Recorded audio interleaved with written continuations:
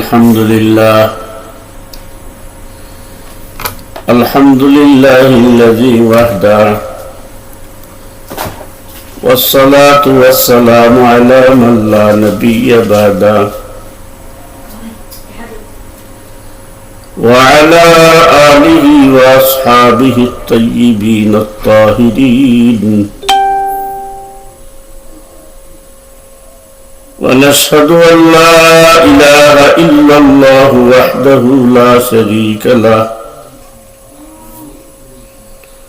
ونشهد أن سيدنا ونبينا وسندنا ومولانا محمدا عبده ورسوله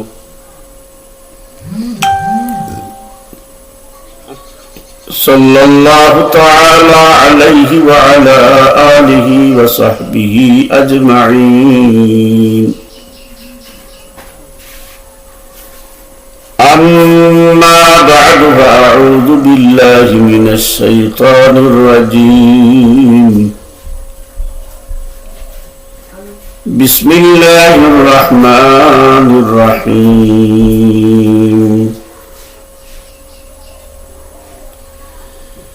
محمد رسول الله والذين معه أشداء على الكفار رحماء بينهم تراهم ركعا سجدا يبتغون فضلا من الله ورضوانا صدق الله العظيم وصدق رسوله النبي الكريم ونحن على ذلك من الشاهدين والشاكرين والحمد لله رب العالمين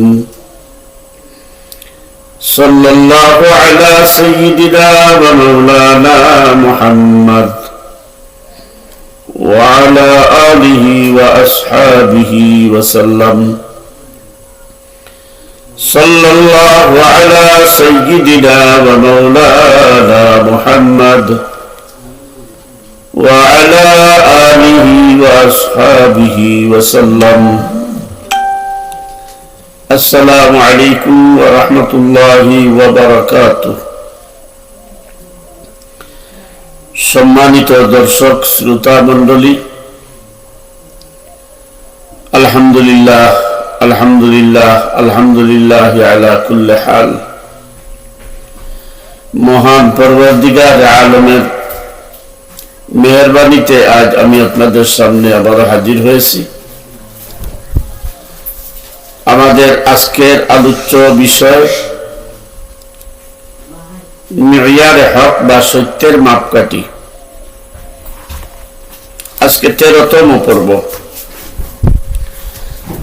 আমার এই বই মিয়ারে হক বা সত্যের মাপকাঠি একমাত্র মুহাম্মদুর রাসূলুল্লাহ সাল্লাল্লাহু আলাইহি ওয়াসাল্লাম, এই বই থেকে আমি ধারাবাহিক আলোচনায় আজকে 33তম পৃষ্ঠা থেকে আপনাদের সামনে কিছু আলোচনা পেশ করব। আমাদের সমাজে, বিশেষত আহলে ইলম সমাজের কিছু অংশের মধ্যে একটা কথা প্রচলিত আছে,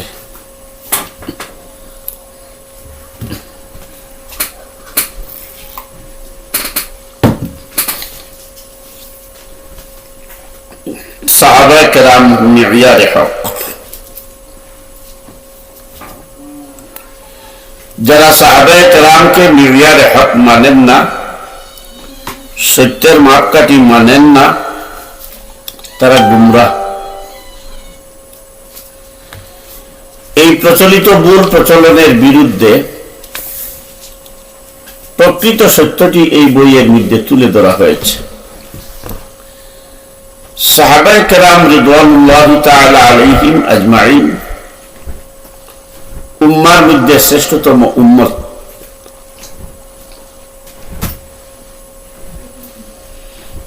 সাহাবায়ে কেরাম রিদওয়ানুল্লাহি তাআলা আলাইহিম আজমাইন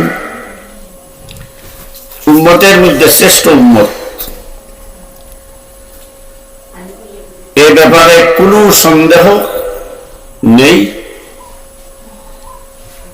একমাত্র মুনাফিকিন ছাড়া সাহাবায়ে কেরাম রিদওয়ানুল্লাহি তাআলা আলাইহিম আজমাইনের বিরুদ্ধে কোনো বিরূপ সমালোচনা কেউ করতে পারে না। যদি কেউ ইচ্ছাকৃতভাবে আসহাবে রাসূল সাল্লাল্লাহু আলাইহি সাল্লাতু ওয়াস সালামের কোনো একজনকেও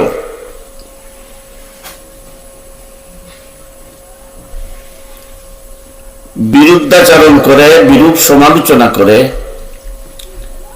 কোন একজনের প্রতিও যদি কোনো তুহমত আরোপ করে, তাহলে তার ঈমান সংশয়পূর্ণ। এ ব্যাপারে আহলে সুন্নাত ওয়াল জামাত একমত।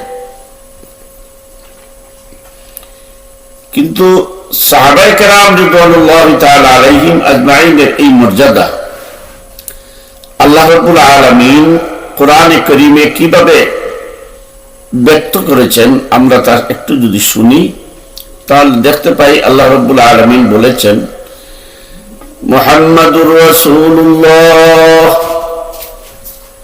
মুহাম্মদ আল্লাহর রাসূল, মুহাম্মদ রাসূলুল্লাহ, ওয়াল্লাযীনা মাআহু, এবং তার সঙ্গীয় সাথীগণ যারা, অর্থাৎ ঈমানের সাথে যারা আল্লাহ রাসূল সাল্লাল্লাহু আলাইহি সাল্লামের সঙ্গ দিয়েছিলেন, সঙ্গ নিয়েছিলেন, সংস্রবে ছিলেন, সুহবত গ্রহণ করেছিলেন, সংস্পর্শ লাভ করেছিলেন, সান্নিধ্য লাভ করেছিলেন, তাদেরকে বোঝানো হয়েছে। তাদের বৈশিষ্ট্য বলা হয়েছে কি, আশিদ্দাউ আলাল কুফার,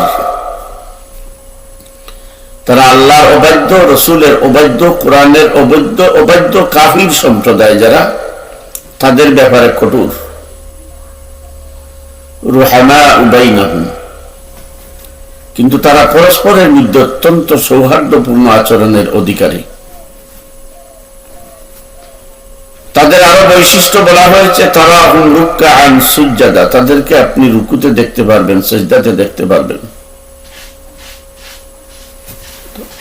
বলার উদ্দেশ্য আমার এটা যে আল্লাহ রাসূল সাল্লাল্লাহু আলাইহি সাল্লামের সাহাবায়ে কেরামের শানে আল্লাহ রাব্বুল আলামিন যতগুলো আয়াত নাযিল করেছেন এবং সরওয়ারে কায়নাত জনাবে মুহাম্মদুর রাসূলুল্লাহ সাল্লাল্লাহু আলাইহি সাল্লাম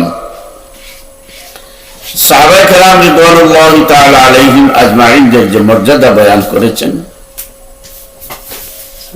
এর বিরুদ্ধাচরণ করা মানে আল্লাহ রসুলের বিরুদ্ধাচরণ করা, এর বিরুদ্ধাচরণ করা মানে আল্লাহর বিরুদ্ধাচরণ করা, এর বিরুদ্ধাচরণ করা মানে রসুল পাক সাল্লাল্লাহু আলাইহি সাল্লাম, আল্লাহ রাব্বুল আলামিন এবং ইসলামের সাথে বিরুদ্ধাচরণ করা, ইসলামের বিরুদ্ধাচরণ করা।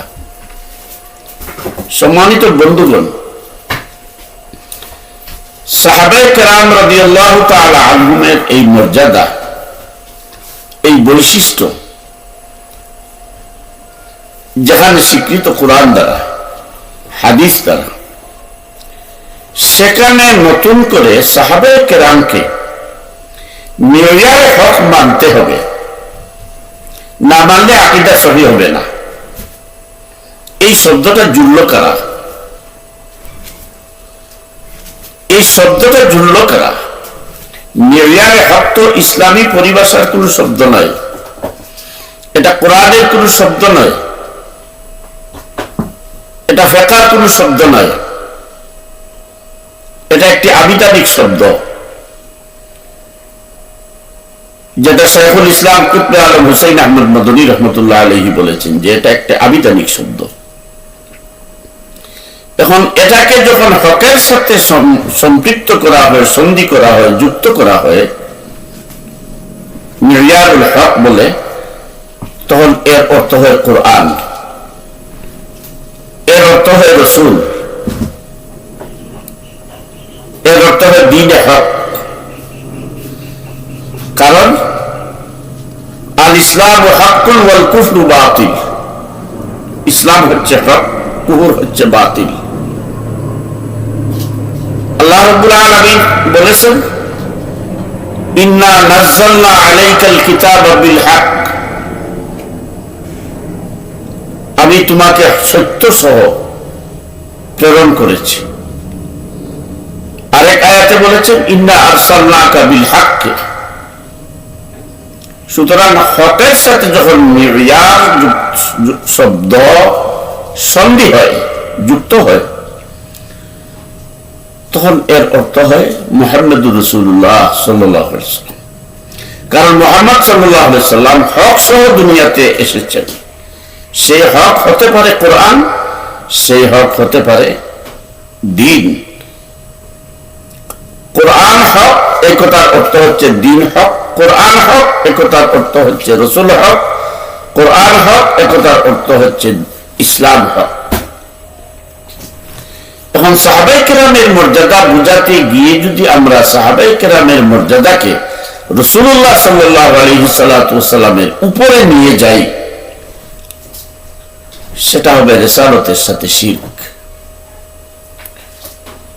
সুতরাং সাহাবায়ে কেরামের মর্যাদার স্থলে আছে, এটা কোরআন হাদিস দ্বারা স্বীকৃত বিষয়। কিন্তু এজন্য রসুলের যে খেতাব, আল্লাহ রাব্বুল আলামিন রসুলকে যে দায়িত্ব দিয়ে পাঠিয়েছেন, রসুলকে যে খেতাব দিয়েছেন, সেই খেতাবই সাহাবায়ে কেরাম রিদওয়ানুল্লাহি তাআলা আলাইহিম আজমাইনকে দিতে হবে। এই কথাটা আমরা কোথা থেকে জুড়লাম? রসুল নিজে যেখানে বলেছেন আমি হক, আমি সত্য সহ এসেছি, সাহাবায়ে কেরাম রিদওয়ানুল্লাহি তাআলা আলাইহিম আজমাইন এই সত্য স্বীকার করার কারণে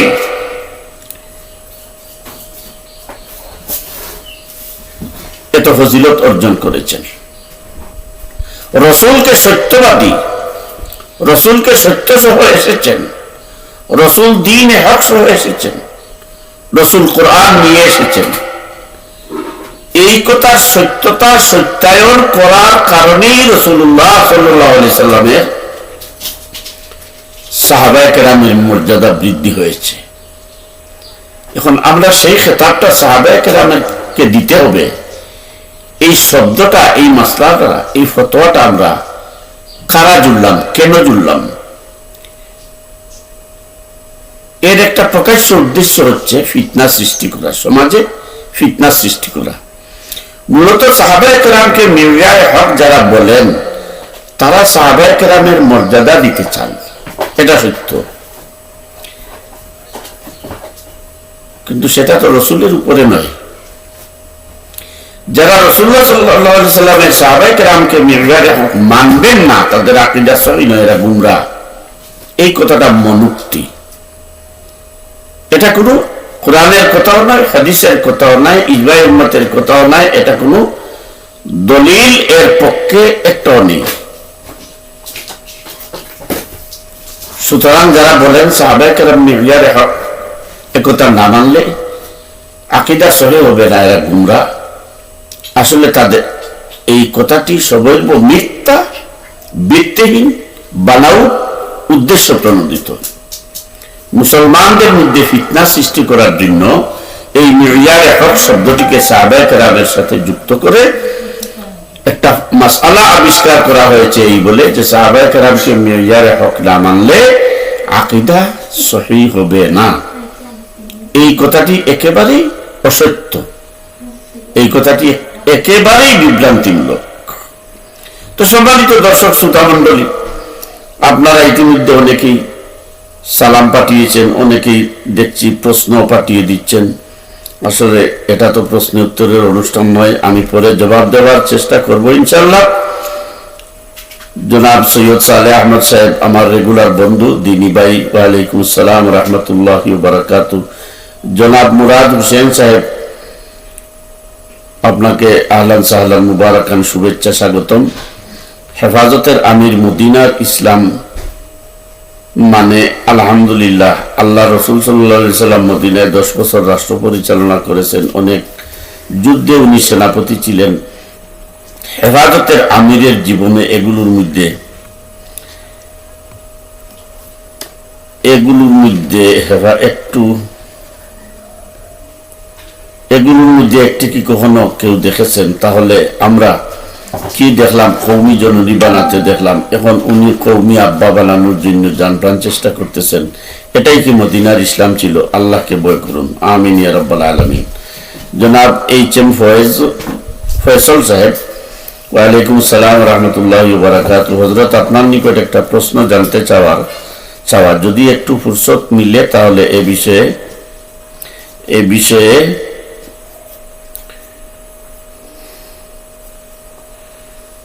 জনাব ফয়সল সাহেব এ বিষয়ে জানিয়ে বাধিত করলে অনেক উপকৃত হব। প্রথম প্রশ্ন, আমিরে জামাত এক বক্তব্যে বলেছেন যে হিন্দু লোকেরাও জামাতে ইসলামী দলের আমির হতে পারবে, এ বিষয়ে শরিয়া কি বলে?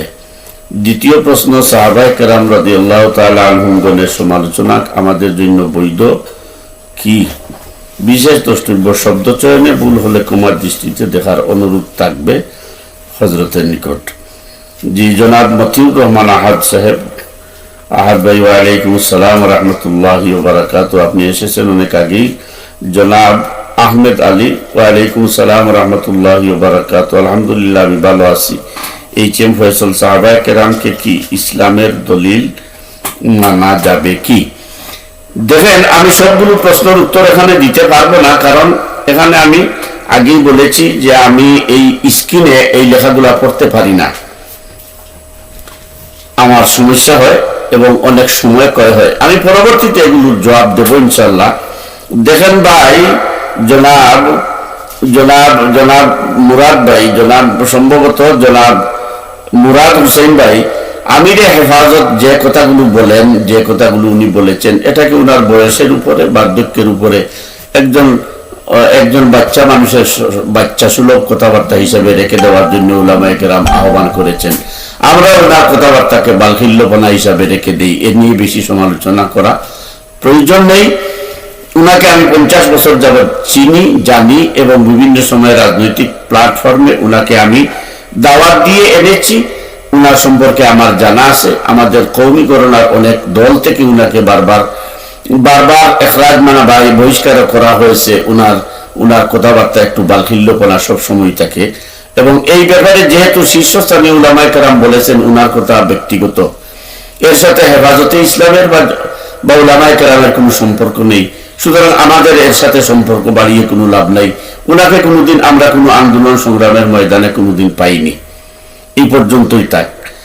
আর জনাব মোহাম্মদ ফয়সল সাহেব, মনে হয় এইচ.এম. ফয়সল সাহেব যে প্রশ্ন করেছেন, আমিরে জামাত বলেছেন হিন্দু ব্যক্তিও কি করতে পারবে, জামাতের আমির হতে পারবে। এই কথাটা আমি শুনি নাই।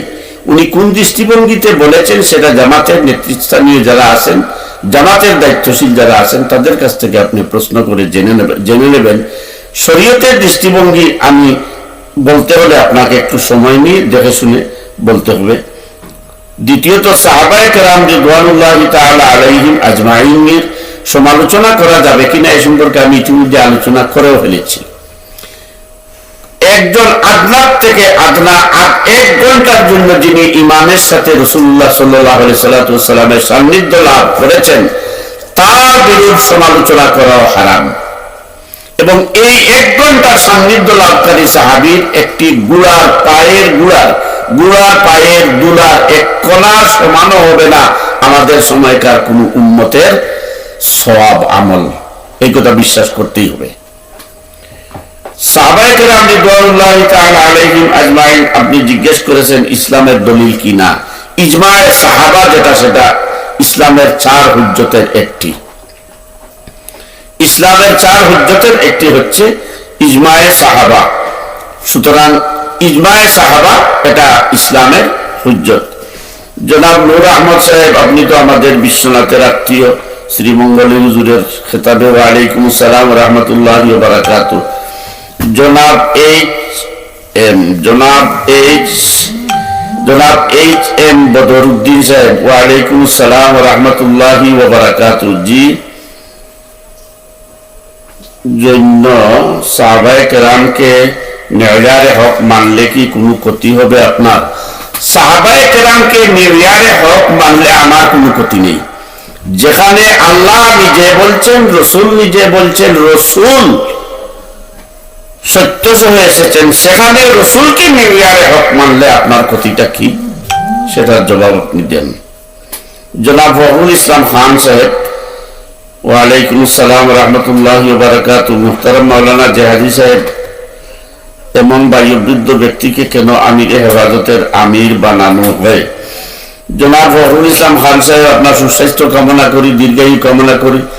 আপনার বক্তব্য থেকে শুনলাম আপনি ডাক্তারের অপারেশনে যাচ্ছেন। আল্লাহ রাব্বুল আলামিন আপনাকে সুস্থতার সাথে নেক হায়াত দান করুন, এই দোয়া করি। আর এমন বায়বৃদ্ধ ব্যক্তিকে কেন আমিরে হেফাজতের আমির বানানো হয়, সেটা হেফাজত কর্তৃপক্ষই ভালোভাবে জবাব দিতে পারবেন।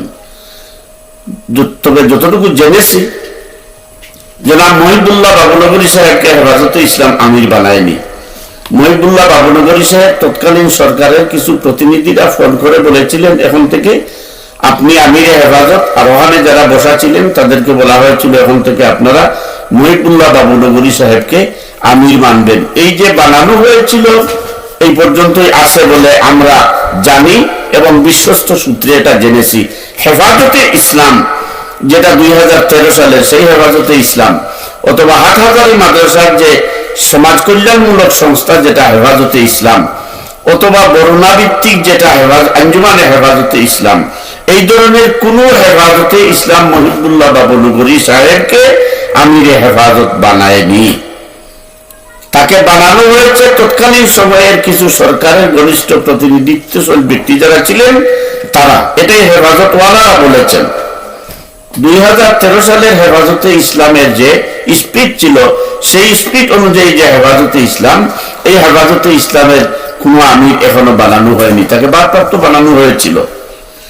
তো এখন যেভাবে আপনারা 2024-এর 5 সালের আগস্টের পরে আপনারা রাজনৈতিক দল যারা করেন, পদাধিকার বলে কেউ ঈদগাহ সভাপতি হয়ে যাচ্ছেন, কেউ বাজার কমিটি সভাপতি হয়ে যাচ্ছেন, কেউ ঈদগাহ স্কুল কমিটি সভাপতি হয়ে যাচ্ছেন, কেউ দুরমুজ কমিটির সভাপতি হয়ে যাচ্ছেন, ঠিক এইভাবে উনি তখন হয়েছিলেন, এই হয়ে গেছেন আর কি। জি জনাব নুরুর রহমান সাহেব, ওয়ালাইকুম আসসালাম রহমতুল্লাহি ওয়া বারাকাতুহু। আপনি তো ফোনও করেন না, দেখাও হয় না। আপনার সুস্বাস্থ্যের কামনা করি, আমার জন্য দোয়াতে ইয়াদ করবেন ইনশাআল্লাহ। তো সম্মানিত দর্শক শ্রোতা মণ্ডলী, যেখানে আল্লাহ বললেন, রাসূল সাল্লাল্লাহু আলাইহি সাল্লাম হক সহ এসেছেন, সত্য সহ এসেছেন, সেখানে আপনি রসুলের পদবিটা সাহাবায়ে কেরামকে নিয়ে দেওয়ার কারণটা কি? রসুলকে আপনার সাহাবায়ে কেরাম মানতে অসুবিধাটা কি? রসুলকে আপনি মিলিয়ার হক মানতে অসুবিধাটা কি? সাহাবা তো একজন নয়, সাহাবা তো লক্ষ লক্ষ লক্ষাধিক। সাহাবাদের মধ্যে তবকা আছে, শ্রেণীবিন্যাস আছে। আপনি কোন শ্রেণীকে মিলিয়ার হক মানবেন? সাহাবায়ে কেরাম এক একজনের মধ্যে, 4 খলিফার মধ্যে আবার তবকাত আছে, যেটা আহলুস সুন্নাত ওয়াল জামাতের কিতাবে, আহলুস সুন্নাত ওয়াল জামাতের আকীদা অনুযায়ী একেবারে স্বতঃসিদ্ধ ঐক্যমত্য যে সাহাবায়ে কেরামের মধ্যে শ্রেণীবিন্যাস আছে, যেটা কোরআনে কারীমে আল্লাহ রাব্বুল আলামিন আস-সাবিকুনাল আউয়ালুনা ওয়াল মুহাজিরিন বলে শ্রেণীবিন্যাস করে দিয়েছেন। আল্লাহ রাসূল সাল্লাল্লাহু আলাইহি ওয়াসাল্লাম শ্রেণীবিন্যাস করে দিয়েছেন। সাহাবায়ে কেরামের মধ্যে ইখতিলাফ ছিল বিদায় মযহব 4টি হয়েছে। আপনি কোন তরকার সাহাবায়ে কেরামকে মিলিয়ারে হক মানবেন? তার চেয়ে তো উত্তম মিলিয়ারে হক যদি মানতে হয় রাসূল সাল্লাল্লাহু আলাইহি ওয়াসাল্লামকে মানবেন, কোরআনকে মিলিয়ারে হক মানবেন। তো কোরআন সুন্নাহ মিলিয়ে মুহাম্মদ সাল্লাল্লাহু আলাইহি ওয়াসাল্লাম, মুহাম্মদ সাল্লাল্লাহু আলাইহি ওয়াসাল্লামকে মিলিয়ারে হক মানতে আপনার অসুবিধাটা কি? জি জনাব ফখরুল ইসলাম খান সাহেব, মৌলানা জেহাদি সাহেব, হেফাজতে ইসলাম তাহলে সরকার নিয়ন্ত্রিত, তৎকালীন সরকারের নিয়ন্ত্রিত ছিল, সেটা তো সবাই জানেন, স্বীকৃত বিষয়, জননী ডাকা হয়েছে। আমরা কওমি মাদ্রাসা সনদের স্বীকৃতি দেওয়ার জন্য আমরা যে ফর্মুলা দিয়েছিলাম, যে কারিকুলাম সহ আমরা যে একটা সরকারের কাছে সুপারিশনামা পেশ করেছিলাম, সেটা জব্দ করা হয়েছে। সেটাকে পরিবর্তন করে নতুন একটি জগা খিচুড়ি মার্কা একটা কাগজ দিয়ে সেটার উপরে নামকা ওয়াস্তে সনদের স্বীকৃতির মান দেওয়া হয়েছে। আজ পর্যন্ত প্রাইমারি স্কুলের একজন মাস্টারেরও মান দেওয়া হয়নি। তখন জননী দেখে সেটা আদায় করা হয়েছিল, সেটার সাথে আমি জড়িত ছিলাম, সেটা তো সবাই জানে, আমি একা জানবো কেন? আপনারা তো জানেন, জননী দেখা হয়েছে। হেফাজতকে সরকারের একটি অঙ্গ সংগঠনে পরিণত করা হয়েছে। আর এখন যে হেফাজত আছে, এখনকার হেফাজত তো হেফাজত অস্তিত্বহীন। উনি নাম ব্যবহার করছেন হেফাজতের, হেফাজত তো এখন ভিত্তিহীন, অস্তিত্বহীন। এখন সেই হেফাজত নেই। বর্তমানে যে হেফাজত আছে সেটা বিগত সরকার যে ফেসিবাদী কায়দায় ছিল, সেই ফেসিবাদ যারা জারি করতে পারবে তাদের অন্তর্গত হবে, তাদের অন্তর্ভুক্ত হবে, তাদের অধীনস্থ হবে। এটা তো নিয়ম। হাফিজি হুজুর রহমতুল্লাহ আলাইহি হাক ডাক করে কি বিশ্বজনীন ভাবে সম্মিলিত সংগ্রাম পরিষদ করেছিলেন। আমাদের কিছু আকাবি, কিছু উলামায়ে কেরাম হাফিজি হুজুরকে শিয়া কাফির ফতোয়া দিয়েছেন। তারপর আল্লামা আজিজুল হক রহমতুল্লাহ আলাইহিকে শিয়া কাফির ফতোয়া দিয়েছেন। আমাদের সিলেটের প্রিন্সিপাল হযরত মাওলানা হাবিবুর রহমান রহমতুল্লাহ আলাইহিকে শিয়া কাফির ফতোয়া দেওয়া হয়েছে। শেষ, অস্তিত্ব বিলীন হয়ে গেছে। তারপর সব ইসলামী দল মিলে ইসলামী ঐক্যজোট করা হয়েছে। সেই 91 সালে সেই বৃহৎ ইসলামী ঐক্যজোট থেকে আমি নমিনেশন পেয়েছিলাম। সেটা তো আপনারা ভুলার কথা নয়, আমি নির্বাচনে দাঁড়াইনি। 96 সালে আবার সেই ঐক্যজোট থেকে, বৃহৎ ঐক্যজোট থেকে আমি নমিনেশন পেয়েছিলাম। আমি নির্বাচনে দাঁড়াইনি, আমি নির্বাচনের মানুষ না। সেই ঐক্যজোট বিলীন হয়ে গেছে। তারপর আবার সমস্ত আকাবিরে দেওবন্দ কওমি উলামায়ে কেরাম মিলে কি করেছিলেন? ইসলামী আইন বাস্তবায়ন কমিটি করেছিলেন। আমি সেই ইসলামী বাস্তবায়ন কমিটির কেন্দ্রীয় যুগ্ম মহাসচিব ছিলাম। সেই ইসলামী আইন বাস্তবায়ন কমিটি বিলুপ্ত হয়ে গেছে। কোনটা টিকে থাকে? হেফাজতে ইসলাম মূলত এইভাবে বিলীন হয়ে গেছে। উনি নামটা ব্যবহার করে একটু সুবিধা নিতে চাইছেন। উনার কথাকে বাহুল্যপনা কথা ধরা ছাড়া আর কোন উপায় নেই। তো আমি যে বিষয়ে আজকে আলোচনা করতে চাচ্ছি এবং আলোচনায় আসি, সে বিষয়টি হলো সাহাবায়ে কিরাম রিদওয়ানুল্লাহি তাআলা আলাইহিম আজমাইনের তবকাত সম্পর্কে গত সপ্তাহে আমি আলোচনা করেছিলাম।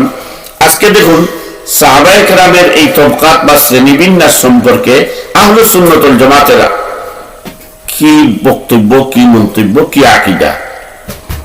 এখানে বলা হয়েছে, ইমাম শাতিবী রাহমাতুল্লাহ আলাইহি বলেন, ইত্তাফাকা জমহুর আহলুস সুন্নাত ওয়াল জামাআহ আলা আন্না খায়রুল কুরুনি কারনি সাহাবা।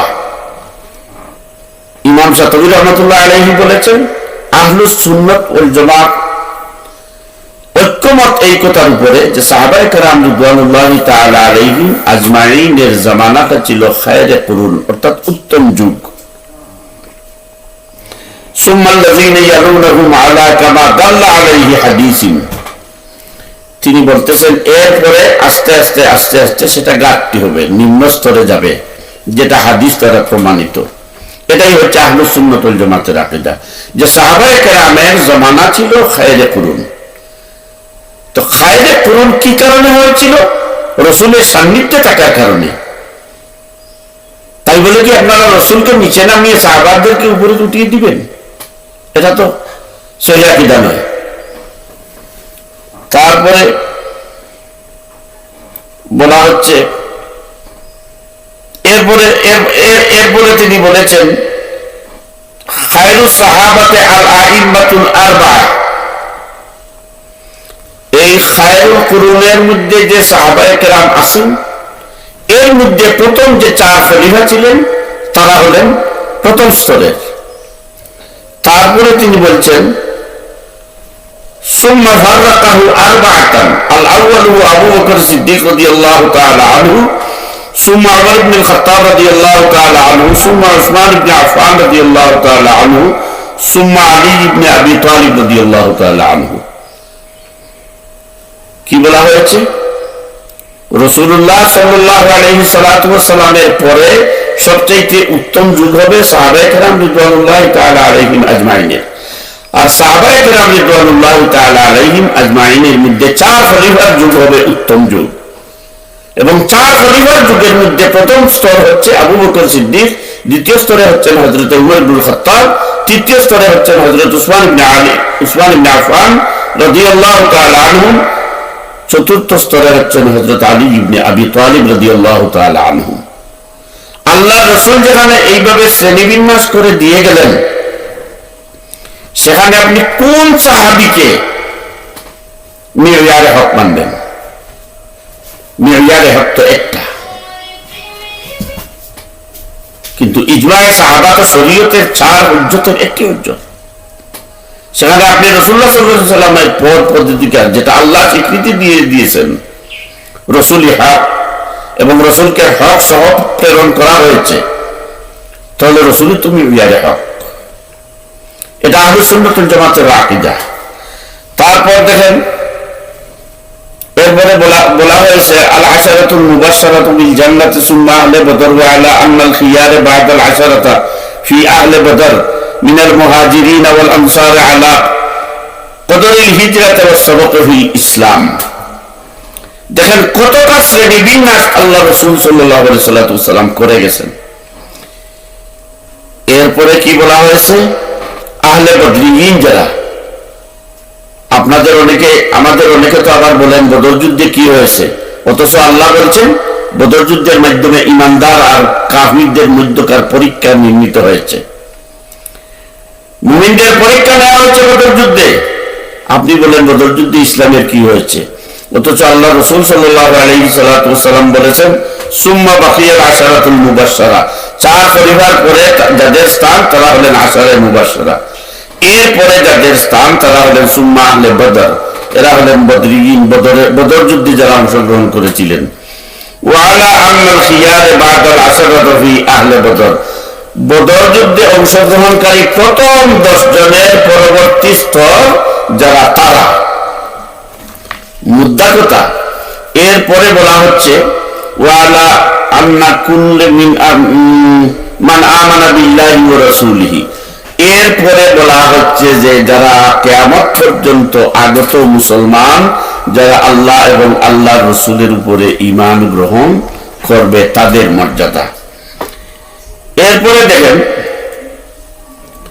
আল্লাহ রাসূল সাল্লাল্লাহু আলাইহি ওয়াসাল্লামের সময়ে সাহাবায়ে কেরাম রিদওয়ানুল্লাহি তাআলা আলাইহিম আজমাইন যে বিষয়ে রাসূলুল্লাহ সাল্লাল্লাহু আলাইহি ওয়াসাল্লামের আলোচনা প্রসঙ্গে আল্লাহ রাব্বুল আলামিন আয়াত নাযিল করেছেন, ওয়া'দাল্লাহুল লাযীনা আমানু মিনকুম ওয়া আমিলুস সালিহাতি লাইস্তাখলিফান্নাহুম, যে যার মর্ম হলো কোরআনের এই সব আয়াতে আল্লাহ তাআলা তাদের শান সম্পর্কে মানুষকে জানান দিয়েছেন। এর মধ্যে একটি বৈশিষ্ট্য হলো তাদের, যে তারা নিজেদের মধ্যে পরস্পরের সৌভ্রাতৃত্ব রক্ষা করে। সম্মানিত দর্শক শ্রোতা মণ্ডলী, প্রশ্ন হলো, যেখানে রাসূল সাল্লাল্লাহু আলাইহি ওয়াসাল্লাম সাহাবায়ে কেরামের মর্যাদা এত উচ্চ মর্যাদা সম্পন্ন বলে গেছেন, এরপর এর একটা শ্রেণী বিন্যাস করেছেন, আর আল্লাহ রাব্বুল আলামিন তাদের একটি বৈশিষ্ট্য বর্ণনা করেছেন যে রুহামাউ বাইনাহুম আশিদ্দাউ আলাল কুফার রুহামাউ বাইনাহুম। আমাদের জন্য তো এই বৈশিষ্ট্য অর্জন করা জরুরি, আমাদের মধ্যে পারস্পরিক সৌহার্দ্যপূর্ণ অবস্থান থাকার দরকার।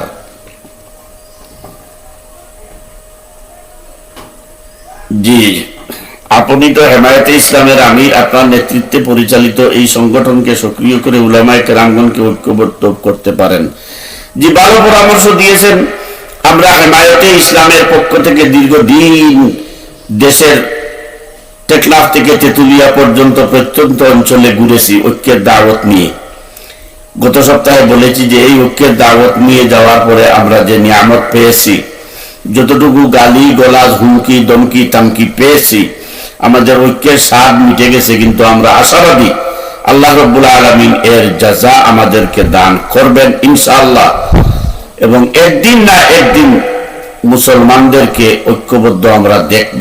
হয়তো সেদিন হতে পারে আফগানিস্তানের পরিণতি যখন হবে, আমাদের প্রতিবেশী বা দূর প্রতিবেশী যারা আমাদের উপরে ডান্ডা বেড়ি লাগাবে, আমাদেরকে গণহত্যা আমাদের উপরে চালাবে, সেদিন কোনো কুল কিনারা না পেয়ে আফগানিস্তানের মুসলমানরা উলামায়ে কেরামরা যেভাবে ঐক্যবদ্ধ হয়েছিলেন, হয়তো সেই পরিণতি হতে পারে।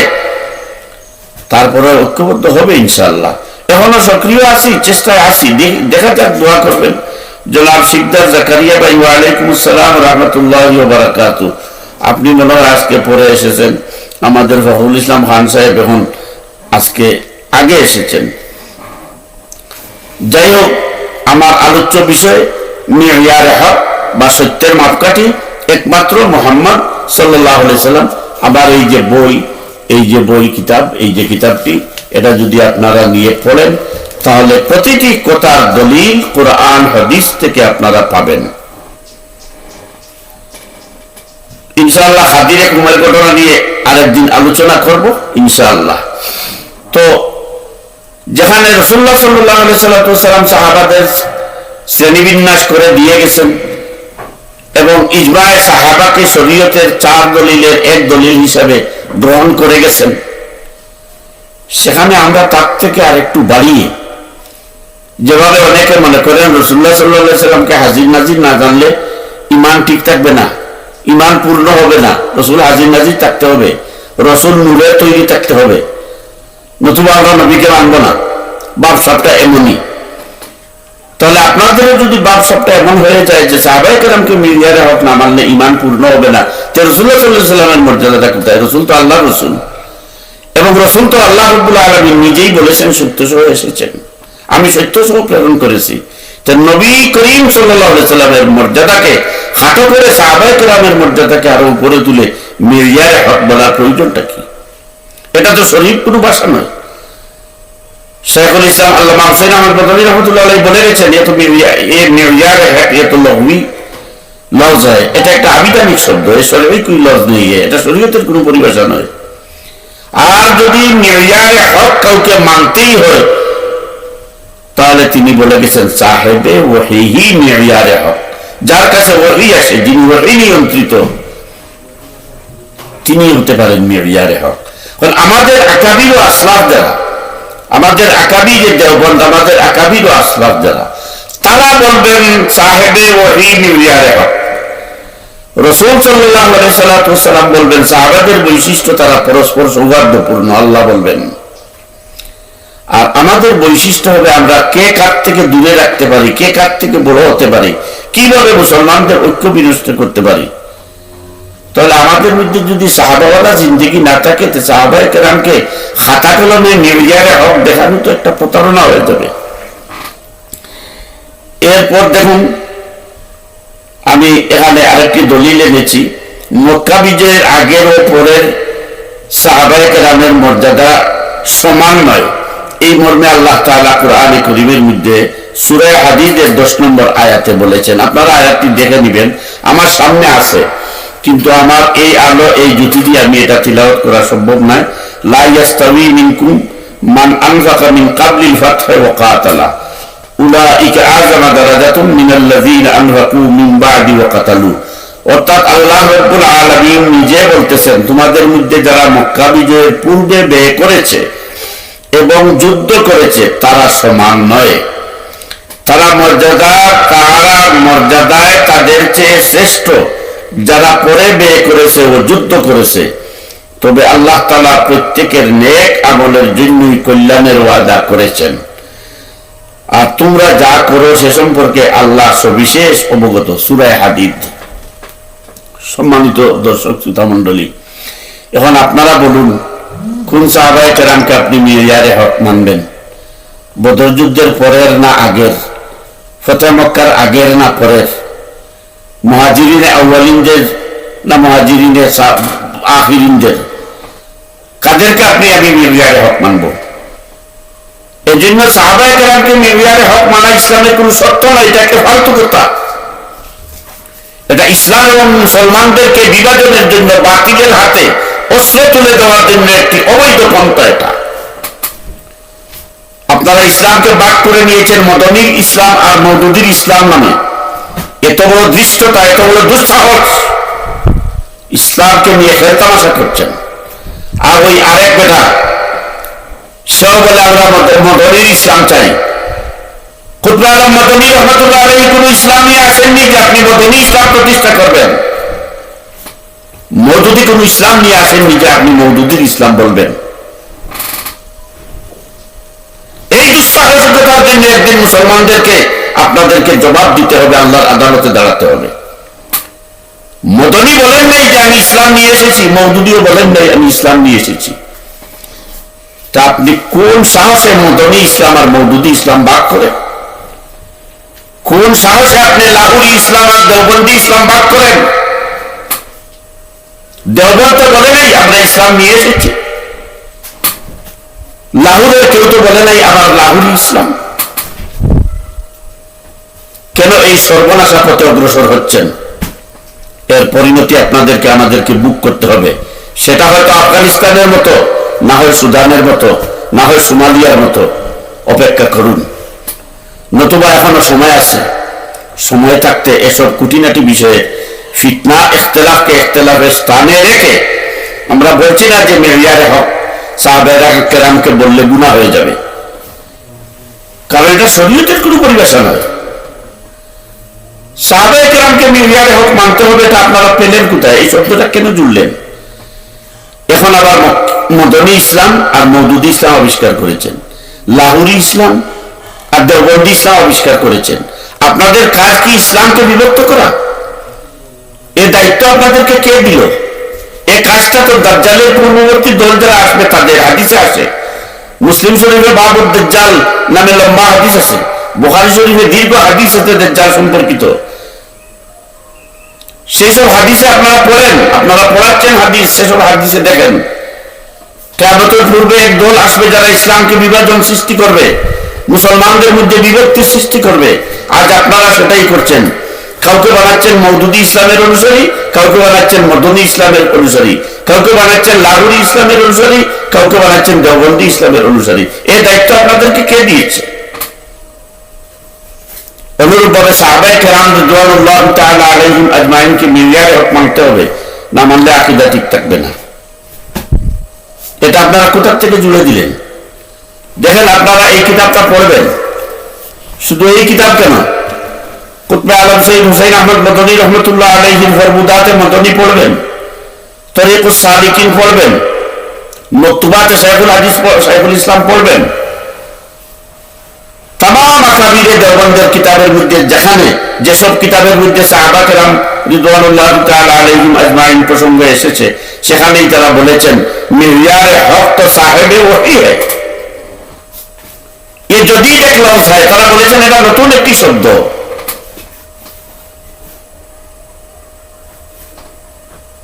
গতকাল থেকে আমাদের অনেক ভাই আমার কাছে প্রশ্ন করেছেন, আমি জবাব লিখিত দিয়েছি। আকিমুদ্দিনের অর্থ নাকি আকীদা, আকিমুদ্দিনের অর্থ নাকি আকীদা। অন্তত 30টি প্রাচীন নতুন তাফসীরের কিতাব ঘাটাঘাটি করেছি। একটি তাফসীরে পেয়েছি সফাতুল তাফাসির, সেখানে বলা হয়েছে ঈমান সংরক্ষিত সুরক্ষিত করতে হলে আকীদাকেও সহি রাখতে হবে, এটা ঈমানের একটি অংশ। আর আকিমুদ্দিনের অর্থ বলা হয়েছে নিজের নফসকে আগে দ্বীনের উপরে কায়েম করা, প্রতিষ্ঠা করা, এবং জমিয়ে আহকামে শরঈয়া শরীয়তের যাবতীয় কানুনগুলোকে যথাযথভাবে নিজের মধ্যে প্রতিফলন ঘটানো এবং এটাকে রাষ্ট্রীয় পর্যায় পর্যন্ত প্রতিষ্ঠার চেষ্টা করার নাম হচ্ছে আকিমুদ্দিন। কিন্তু এখন ডেলিভারি দেওয়া হলো কি আকিমুদ্দিন অর্থ আকীদা। তার মানে আকীদা নিয়ে দরবার করো আর মসজিদ মাদ্রাসা বদ্ধ হোক, মসজিদের খতিবকে মিম্বর থেকে নামানো হোক, ওয়াইজের কাছ থেকে মাইক টেনে নেওয়া হোক, যেটা বিগত 50 বছরেও বাংলাদেশে হয়নি। এটাই তো আপনারা ঘটাচ্ছেন। আপনারা কি ভাবছেন আমরা ভালো আছি? আমরা ভালো নেই। এবং আমাদের হুঁশ যদি না আসে, আপনারা যেটা ভাবছেন আপনারা অমুকের তরবিবাবক হয়ে যাবেন আর জান্নাত পেয়ে যাবেন, না, খতমে নারী, খতমে পুরুষ, খতমে বুখারী ঘরে বসে যদি পড়েন 30,000 থেকে 1 লক্ষ টাকা হাদিয়া পাবেন। আর মসজিদের মাইকে যদি বলেন হালাল হারাম এগুলা বেঁচে চলবেন, সুদ হারাম, ঘুষ হারাম, দুর্নীতি হারাম, লুটপাট হারাম, কান ধরে মসজিদের মিম্বর থেকে উঠিয়ে দেওয়া হবে। দিন মতন ভালো না। সুন্দর হয়ে যান, উম্মতকে বিভক্ত করা থেকে বিরত থাকি, যেটা হক সেটাকে হক বলি। সাহাবায়ে কেরামের মর্যাদা এই জমিনে আল্লাহ রসুল সাল্লাল্লাহু আলাইহি সাল্লামের পরে এবং উম্মতের উপরে, এর মধ্যে কোনো সন্দেহ নেই। এবং এই ব্যাপারে কেউ সন্দেহ পোষণ করেছে এমন একজন মানুষের নাম এই শতাব্দীতে এই উপমহাদেশে কেউ দেখাতে পারেনি। যাকে টার্গেট করে আপনারা কথা বলেন, আপনাদের প্রতিটি কথা মিথ্যা, প্রতিটি কথা মিথ্যা, প্রতিটি কথার মধ্যে আপনাদের কবিরা গুনাহ হচ্ছে। আর ওই লোকটির আমলনামাতে যদি কোনো বড় গুনাহ থাকে, সেইগুলো আপনাদের আমলনামাতে এসে জমা হচ্ছে। উনি নিষ্পাপ দৌড়ে জান্নাতে যাবেন, আর আপনাদেরকে ধাক্কা দিয়ে জাহান্নামে ফেলা হবে। কবিরা গুনাহ থেকে বেঁচে থাকি আমরা। উম্মাহকে বিভক্ত করা সবচেয়ে আশ্চর্যজনক ব্যাপার।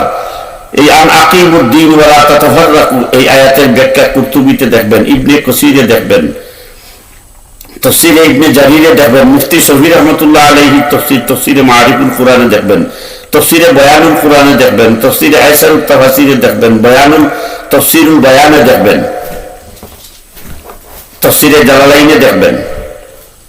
ওয়ালা তাতাফাররাকুর ব্যাখ্যা দেয়া হয়েছে যারা ইসলাম কায়েম করতে চায়, যারা দ্বীন কায়েম করতে চায়, তাদেরকে সহযোগিতা করার নাম হচ্ছে আন আকিমুদ্দিন।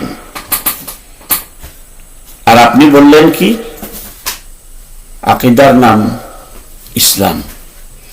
আকীদা এই শব্দটিও তো আল্লাহ রাসূলের বিদায়ে 600 বছর পরে এসেছে। মৌলভী সাহেব, আকীদা শব্দটাই তো 600 হিজরিতে এসেছে। আপনি কোথায় পেলেন আন আকিমুদ্দিনের অর্থ আকীদা? তামাম মুফাসসিরিনে কেরাম এটা বলতেছেন যে ওয়ালা তাতাফাররাকুর অর্থ হচ্ছে যারা ইকামতে দ্বীনের মেহনত করে, যারা ইকামতে দ্বীনের চেষ্টা করে, তাদেরকে সর্বাত্মকভাবে চেষ্টা করার নাম, সহযোগিতা করার নাম হচ্ছে আন আকিমুদ্দিন। প্রথমে নিজের মধ্যে ইসলাম, ঈমান এবং শরঈ আইন নিজের মধ্যে প্রতিষ্ঠা করার পাশাপাশি আপনার প্রতিবেশীদের মধ্যে দ্বীন প্রতিষ্ঠা করা, সমাজে দ্বীন প্রতিষ্ঠা করা, রাষ্ট্রে প্রতিষ্ঠা করার চেষ্টা করার নাম হচ্ছে আকিমুদ্দিন। ওয়ালা তাতাফাররাকুর অর্থ হচ্ছে ওয়ালা তাখতালিফু, এর মধ্যে ভিন্ন মত পোষণ করো না, বরং যারা ইকামতে দ্বীনের মেহনত করে তাদেরকে তোমরা কি করো? সহযোগিতা করো। আল্লাহ বলেন যারা ইকামতে দ্বীনের দাওয়াত দেয় তাদের সাথে মিলেমিশে সহযোগিতা করে তোমরা দ্বীন কায়েম করো। আল্লাহ বলেন রুহামাউ বাইনাকুম তারাহুম রুকআন সুজদা, তাদেরকে রুকুতে দেখবে, সিজদাতে দেখবে, তাদের মধ্যে পারস্পরিক সৌহার্দ্যপূর্ণ অবস্থান দেখবে, কাফিরদের মোকাবিলায় তাদেরকে শক্ত দেখবে। আমরা করি কি? যে দ্বীনের ডাক দেয়, দ্বীন কায়েমের জন্য যারা ডাকে, দ্বীন কায়েমের জন্য চেষ্টা যারা চালায়, তাদের আকীদা ঠিক নয় বলে তাদের থেকে জনগণকে সরিয়ে রাখার চেষ্টা করি। সাহাবায়ে কেরামের বৈশিষ্ট্য পারস্পরিক সৌহার্দ্যপূর্ণ আচরণ করা, কারো মধ্যে ভুল হলে তাকে ডেকে, 5 জনে ডেকে বসিয়ে বলে এটা আপনার এই ভুল, সেইটা আপনার সেই ভুল, এটার থেকে আমরা বিরত থাকি। সেইটা না করে তার আকীদা ঠিক নয়, তাকে ভোট দেয়া জায়েজ নয়, এই দল বাদে সব দল এক হয়ে যান। আমি চ্যালেঞ্জ দিলাম জনাব সিকদার জাকারিয়া সাহেব, ফখরুল ইসলাম খান সাহেব, আমি চ্যালেঞ্জ দিলাম কিয়ামতের আগ পর্যন্ত যদি আকাবিরে দেওবন্দ তথা সমস্ত উলামায়ে কেরাম এক হয়ে যেতে পারেন, তাহলে এর জবাব আল্লাহর আদালতে আমাকেই দিতে হবে। পারবেন? 60 বছর যাবৎ দেখতেছি, 60 বছর যাবৎ ময়দানে আসছি, এই ময়দানে তাকে দেখেছি।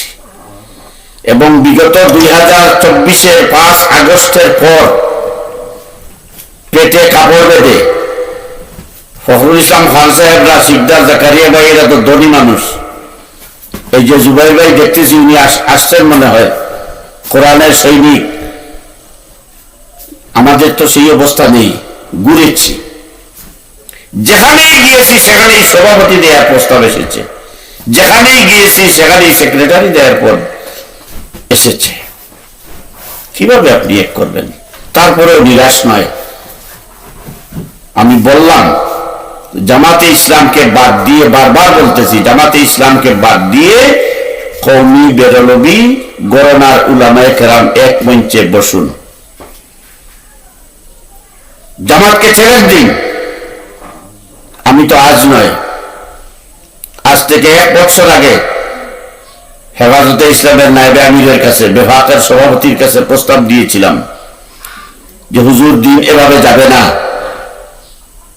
আপনারা 5 জন উলামায়ে কেরামের নেতৃত্বে একটি কমিটি করে এই দেশের সমস্ত ইসলামী দলগুলোকে এক প্ল্যাটফর্মে আনার চেষ্টা করুন।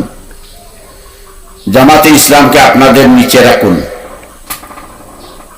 আপনাদের এই যে 5 জনের, 10 জনের, 11 জনের, 21 জনের যে কাউন্সিল হবে, জামাতে ইসলামী এই কাউন্সিলের কথা মেনে চলতে হবে। এটা যদি জামাত মানে না, তাহলে দেশবাসী সেটার সাক্ষী থাকবে। কই পেরেছি? পারিনি। তো যাই হোক, এই যে সমস্ত নতুন নিত্য নতুন শব্দ ইসলামের মাঝে জুড়ে দিয়ে যারা নির্বাচন আসলে ফতোয়ার ডেউ ছুটান, ফতোয়ার ফেরি দিয়ে বেড়ান, আপনাদের উদ্দেশ্য কি এটা জাতি জানতে এবং বুঝতে পেরে গেছে। এখনকার সময় ডিজিটাল যুগ, এখন গবেষণা করার যুগ, এখন তথ্য প্রযুক্তির যুগ। বিবি তালাকের ফতোয়া নিয়ে ঘাটাঘাটির যুগ নয়, এখন মিসাইল আবিষ্কারের যুগ, এখন ফতোয়া সন্ত্রাসের যুগ নয়। এটা আপনাদেরকে বুঝতে হবে। না বুঝলে শুধু আফগানিস্তানের পাগড়ি বেঁধে আপনাকে আফগানিস্তানের মুজাহিদ সাজলে হবে না। আশা করি বুঝতে পেরেছেন। আফগানিস্তানের একটা পাগড়ি মাথায় পেঁচিয়ে আফগান মুজাহিদ সাজলে হবে না। আগে জাতিকে ঐক্যবদ্ধ করে ইকামতে দ্বীনের তরে মেহনত করতে হবে। সাহাবাওয়ালা জিন্দেগি, যেটা পরস্পরের মধ্যে সৌহার্দ্যপূর্ণ আচরণ এবং কাফির তাগুতি শক্তির মোকাবিলায় ঐক্যবদ্ধ সত্য অবস্থান, সেই জীবন আমাদেরকে গড়তে হবে। আল্লাহ রাব্বুল আলামিন আমাদেরকে তৌফিক দান করুন। ওয়া আখিরু দাওয়ানা আনিল হামদুলিল্লাহি রাব্বিল আলামিন। আসসালামু আলাইকুম ওয়া রাহমাতুল্লাহি ওয়া বারাকাতুহু।